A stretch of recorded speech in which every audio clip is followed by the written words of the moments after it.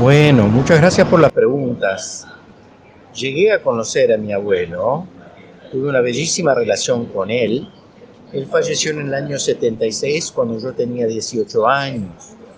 Y desde luego que tengo muchísimas memorias, las principales relacionadas a lo que fue su vida familiar, la vida íntima con nosotros, porque yo de niño en realidad sabía que era un hombre importante mi abuelo, pero de ninguna manera lo veneraba como el sabio uruguayo, ni nada por el estilo, ni tampoco se presentaba él así con su familia.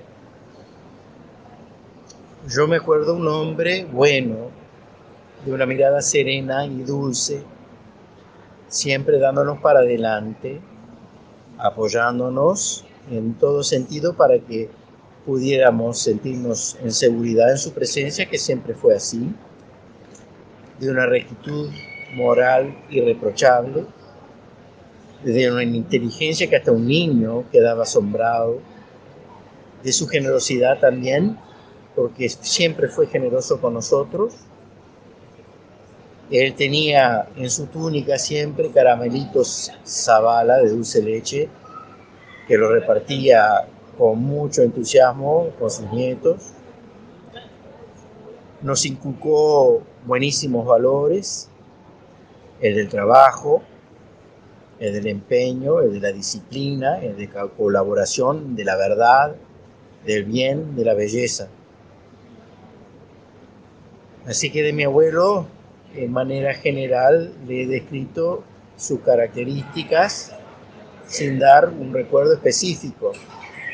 Le doy uno. Es uno que compartí también en la película Clemente, Aprendizajes de un Maestro. Yo tenía apenas 3 o 4 años y era tempranito en la mañana. Y entra mi abuelo a la pieza donde estaba durmiendo yo junto con mi hermano Mario. Y él nos señala a los dos, dice, Osana, Osana, Osana, entra un rayo de luz por la ventana. Y yo que no entendía lo que era Osana, dije, pero abuelo, no digas palabrota. Y él empieza a reírse. Y eso lo tengo como una anécdota de la vida con él, porque nosotros vivimos también en su casa junto a nuestros padres un tiempo. Como también me acuerdo muy vívidamente de una ocasión donde mi hermano y yo, Mario, estábamos en el fondo de la casa quinta y nuestro abuelo nos había dicho que observáramos unos pájaros que andaban en unos árboles con un canto muy bello. Y él nos decía, obsérvenlo bien, obsérvenlo bien. Y mientras observábamos, de pronto escuchamos un canto de pájaro idéntico. Y nos dimos vuelta y nos sorprendió ver a nuestro abuelo silbando el mismo canto del pájaro, porque tenía una fascinación con la naturaleza y de niño había aprendido cómo imitar los cantos de los pájaros. Bueno, les dejo con esos dos recuerdos para la primera pregunta. Si hablaba de la misma forma que escribía, por supuesto que sí y no. Confunde la respuesta, ¿verdad? Sí, dependiendo de las circunstancias, sí, dependiendo de quién fuera la audiencia. Siempre ajustaba la manera en la cual se dirigía a la persona a raíz de quién tenía delante. Si era para una conversación formal, iba a tener un discurso formal. Si era con sus nietos, iba a hablarle a los nietos en una manera que era apropiada para la edad de ellos. Lo mismo con cualquier otro ser humano con el cual él se cruzaba. Pero lo que puedo decir es que él nunca en nuestra presencia infantilizó su discurso o el uso de la palabra. Nos hablaba, no como adultos, pero nos hablaba de manera apropiada para nuestra edad, pero sin infantilizar, si se entiende.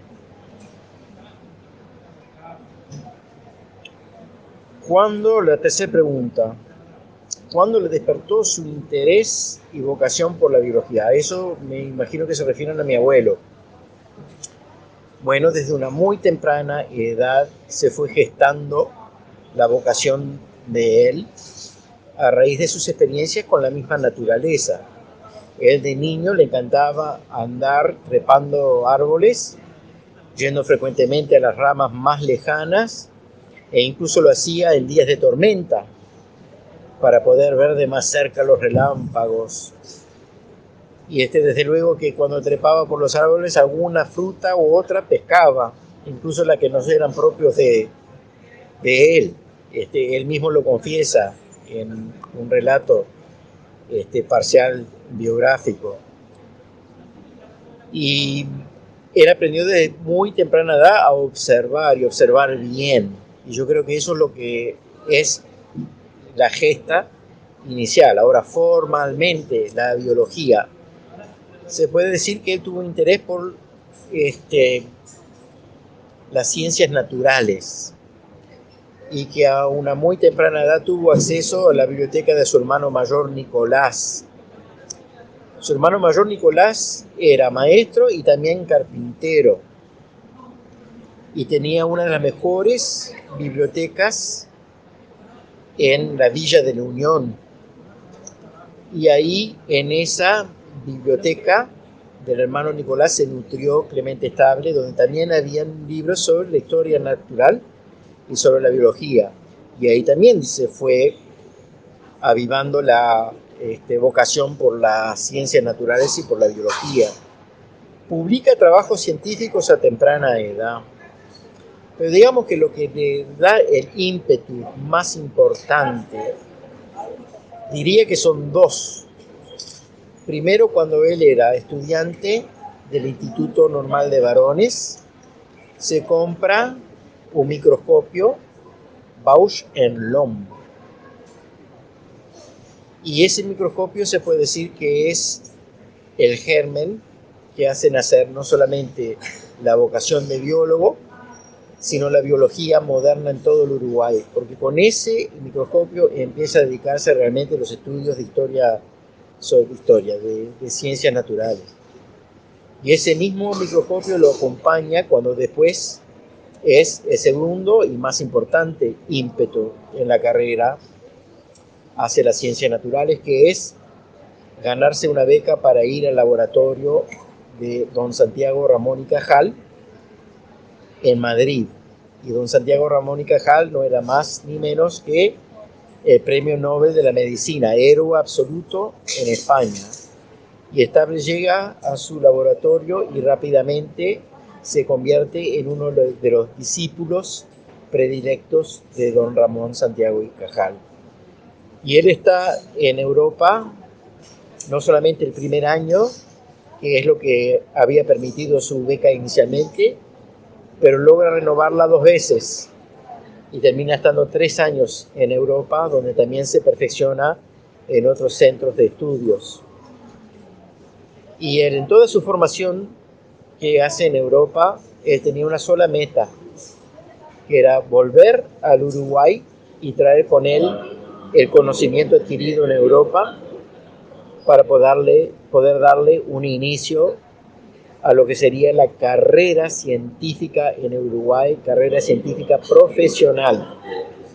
Porque hasta que lo creó mi abuelo no existía una carrera exclusiva de dedicación total a la ciencia como profesión. Él crea el full time profesional y geográfico en el Uruguay. Al volver de España, ya habiendo publicado trabajos científicos por doquier, incluso con su maestro, reconoce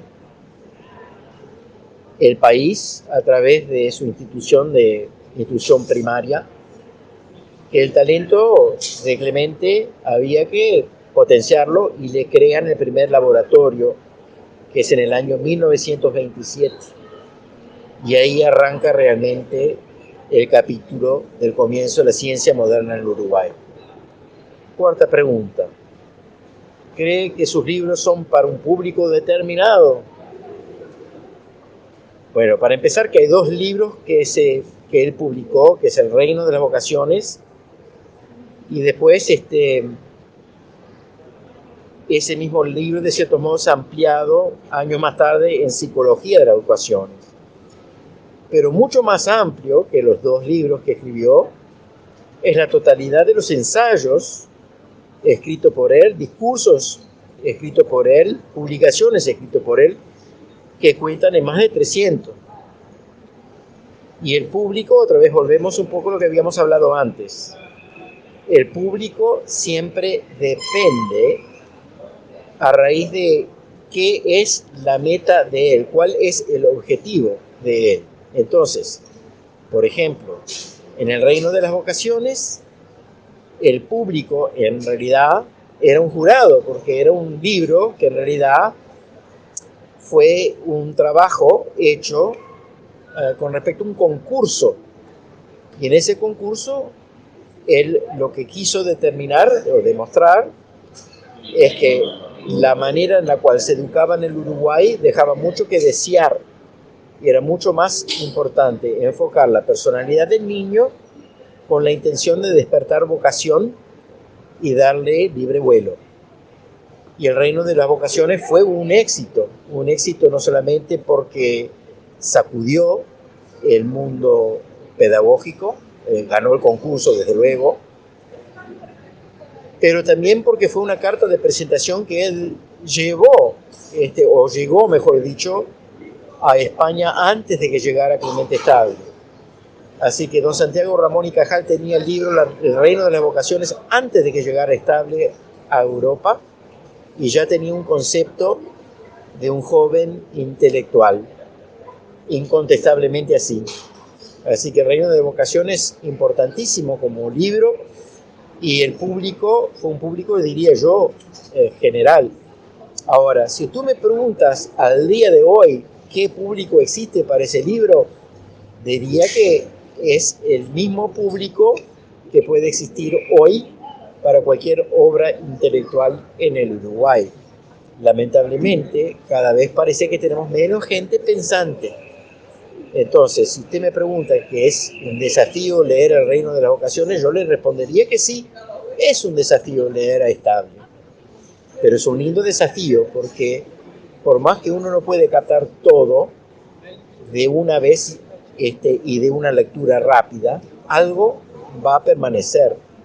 Y si uno persiste y toma el tiempo de ir a las citas y ver cuál es el origen del pensamiento con respecto a la vastísima referencias culturales que ahí adentro se encuentran, va a terminar muy enriquecido.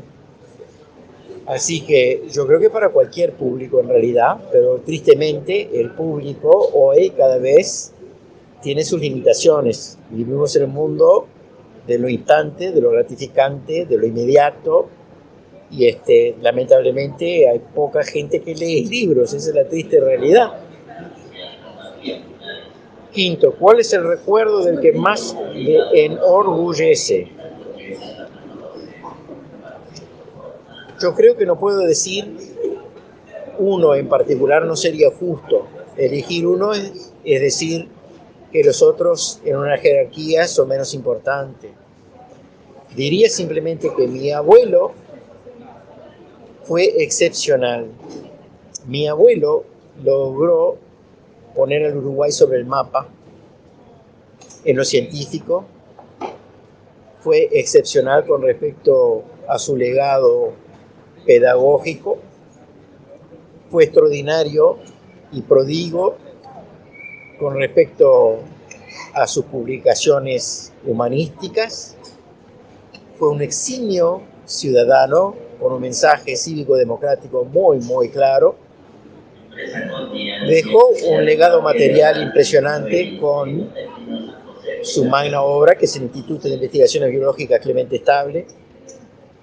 Nos legó un plan de estudio, el plan de la pedagogía causal, conocido más comúnmente como el plan Estable, que si hoy se practicara ese plan, todavía estaría vigente y tendríamos ciudadanos ejemplares.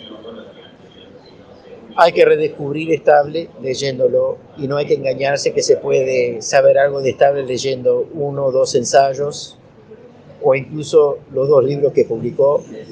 Te quedarías corto. Hay una manera más sencilla de llegar a Estable, involucra viajar a Santa Lucía, donde hay una exposición extraordinaria. Y si uno le dedica unas horas a esa exposición, va a salir con una comprensión mucho más completa. Ahora, para los que buscan un título rápido de quién fue Clemente Estable, podemos pasar solamente por las condecoraciones. Doctor ad honorem de la Facultad de Medicina, doctor honoris causa de la Universidad de la República, Cruz Azul de Brasil, médico preclaro de Roma, Legión de Honor de Francia, medalla de oro de la ciudad de Montevideo, medalla de oro de la Fundación Paz Vilaró, medalla de oro por su obra literaria, y así podría seguir durante media hora más, no los voy a aburrir. Me enorgullece ser el nieto de uno de los seres más puros, excepcionales en la historia del Uruguay. Absolutamente me enorgullece. 6. ¿Cuál considera sería el mayor legado? Y bueno, ahí hablamos del mayor legado y yo creo que ya de cierto modo lo expliqué en 5.